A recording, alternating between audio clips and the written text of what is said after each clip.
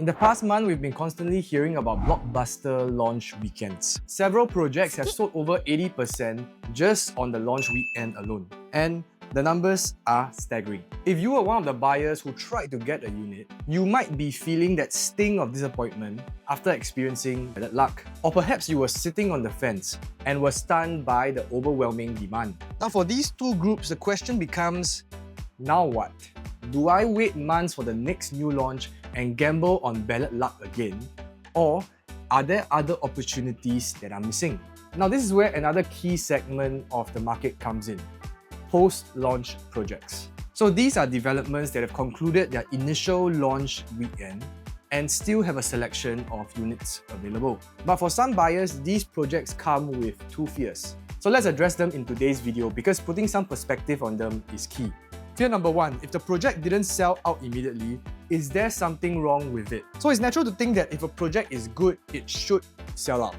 But this expectation of a near instant sellout is only fueled by the recent market frenzy. So we only need to look back to a few years to see a more measured buying climate. Part of this is because of the marketing and hype cycle. The hype is always focused on the newest launch. Once the launch weekend is over, the developer and thousands of agents would have moved on to another project. So this leaves perfectly good projects with excellent fundamentals sitting quietly in the background, waiting for discerning buyers. Now, does a slow project mean that it is a bad project? Let's look at a case study, the market of 2018-2019. Following the 2018 cooling measures and in a high interest rate environment where floating home loan packages average 2.5 to 3%, the launch day sales for some of today's most successful projects looked very different then. Here's a look at the launch day performance, focusing on the total project size. Now, look at those numbers. Not only were the total percentages sold tiny, but the absolute number of units sold was a fraction of what we see in today's launches. Those three mega projects sold a combined 626 units on their launch weekends, compared to the four recent projects in October that sold over 2,000 units. For these projects, on launch day, the developers also did not release all the units for sale. Now, this is a deliberate strategy. In a cautious market, developers would phase their launch, releasing a smaller number of units to first gauge interest and make the launch day sales numbers look stronger. This also gave them the flexibility to increase their pricing further down the road. But even with this phased approach, the percentage sold of the released units was still far lower than the 80 to 99% that we see in today's market. But what happened to these projects? All of them sold out within the 5-year ABSD timeline when COVID struck and interest rates plummeted. The vast majority of buyers who bought post-launch in that period also saw significant paper gains. Now let's move on to fear number two. What if the developer drops the price immediately after I buy my unit? This is the biggest fear holding buyers back. We all dread the idea of buying today only to see the developer give a massive discount 6 months later on a neighboring unit. To address this, we have to first understand why the developer would even choose to drop prices. The answer is that they have to clear their inventory. But why would they be in a rush? The main push factor is the 5-year additional buyer stamp duty deadline, where developers must sell all the units, if not face a hefty penalty. So this is what fuels the fire sale hope that some buyers are looking for. However, this fear is often overblown for the following reasons. Number one is that 5 years is a long time in the property market. The data shows that a vast majority of projects, even large ones, sell out within this time period.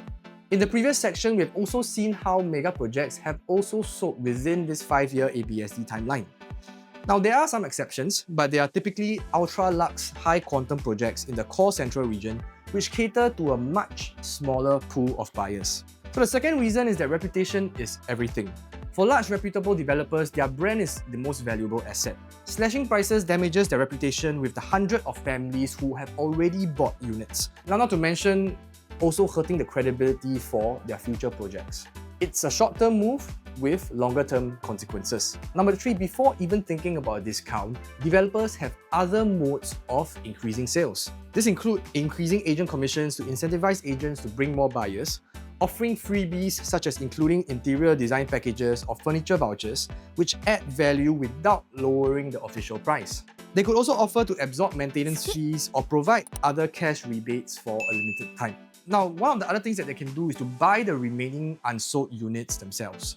A developer can opt to buy your remaining units under a subsidiary. While they would pay the standard rate of corporate ABSD on these units, the cost is often far lower than paying the massive ABSD penalty on the entire land value. They can then rent these units out in the meantime and potentially sell them off in the future for a higher price. For smart, reputable developers, discounts are a last resort, not the first.